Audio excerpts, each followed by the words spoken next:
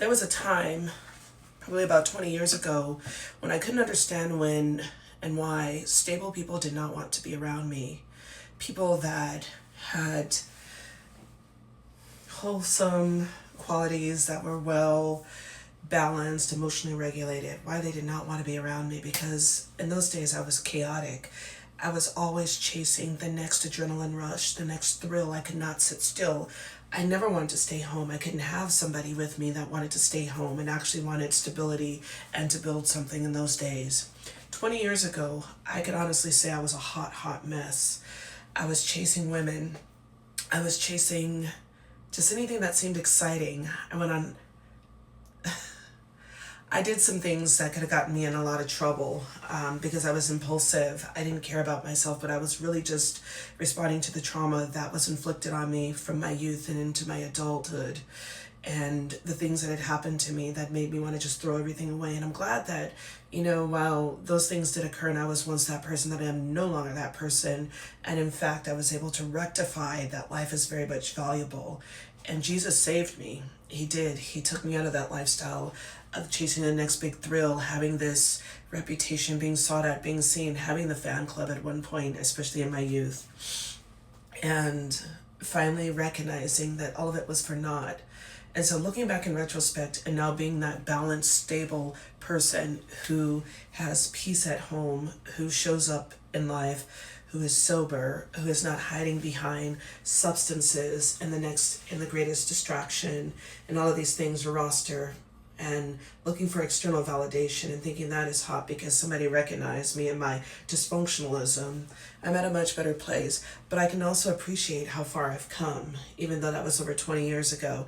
And okay, so it wasn't just a straight cutoff over that 20 years, but in reality, it was a gradual thing. As time went on, I became more and more uncomfortable with things that I used to think were just they were acceptable. There is no way in hell that I would think it is okay to be at work and have a friend show up with all the drugs and stand outside the doorway of said business in front of customers and smoke the fattest and the baddest blunt.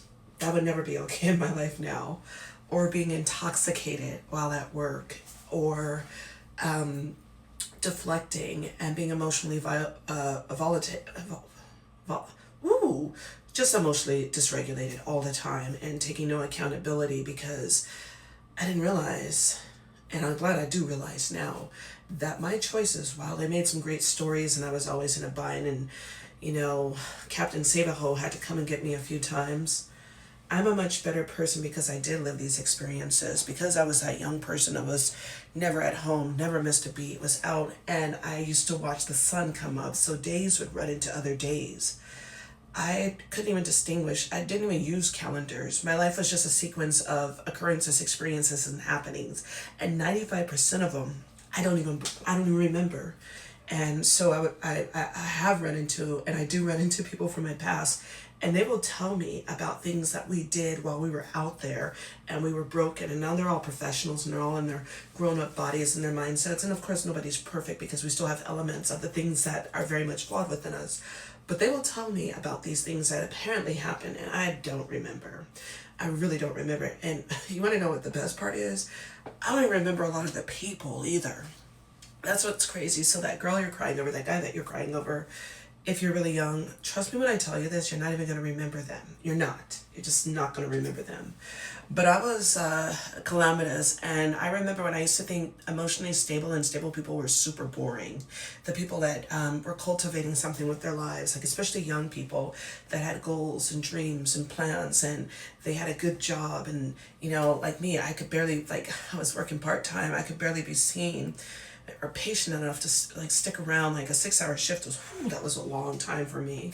I was lucky if I even showed up. I would be somewhere like in Santa Cruz on a road trip smoking a bunch of weed with some friends as they decided on their schedule that it was a good time. And I was like, I know I gotta work, but I'd rather go and party with you guys and I'll just deal with the consequences later. And EDD must have had a field day with me, but I was only getting $100 and probably $6 a week at the time because I wasn't really making any money. And I stayed in that until I realized how uncomfortable it was. And I used to have weeks where I literally would not eat. I wouldn't eat because I was just out there partying. Um, and I would wake up on the sidewalk sometimes just in my own vomit. And because there's so much drift and distance between that girl that was the party girl and the hookup queen, if y'all know me, like, I wasn't always who I am now. Um, I was that person. And so I can work with people that, like, they don't believe me now because they wouldn't believe that I used to be that girl. I used to be that person. I used to be that person. But towards the tail end of 2019, before the world system collapsed to reestablish dominance and make sure that, anyways, I'm talking too much. Jesus came and really made it known. Like, he came actually in 2016, the end of 2015, actually, when stuff was starting to hit the fan in my life. It collapsed, and like all of the things, like the material things, like went away, and I had to live in almost a decade of discomfort.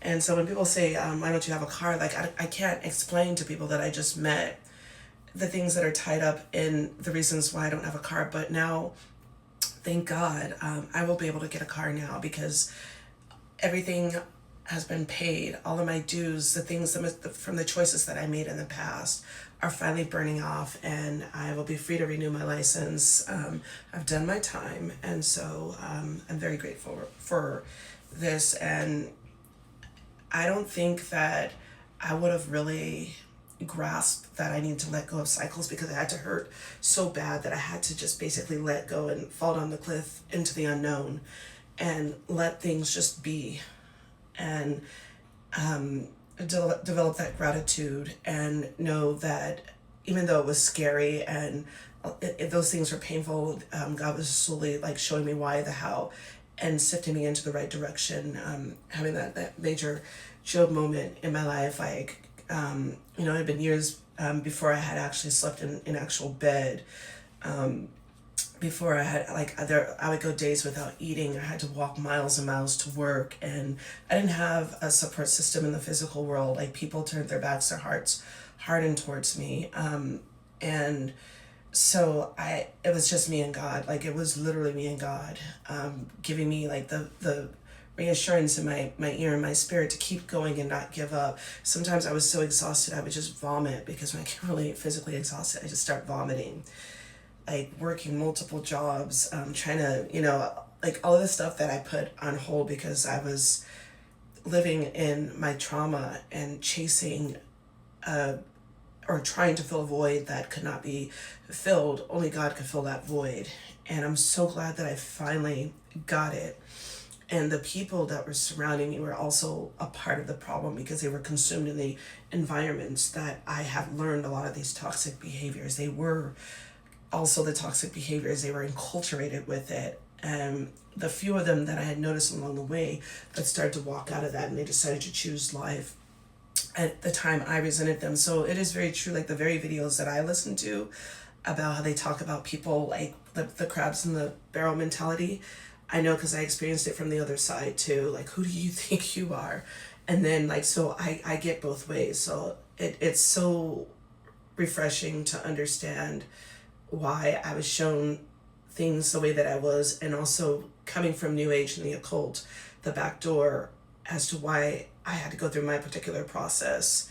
And then being delivered from smoking cigarettes and smoking marijuana and drinking, like losing that taste and that appetite, to go back to the places that used to be comfortable to me until they weren't anymore. I became I really became like that. Like, I just, like, it was like spiritual noise. I had to get out of there. But happy Saturday, 2026 is coming.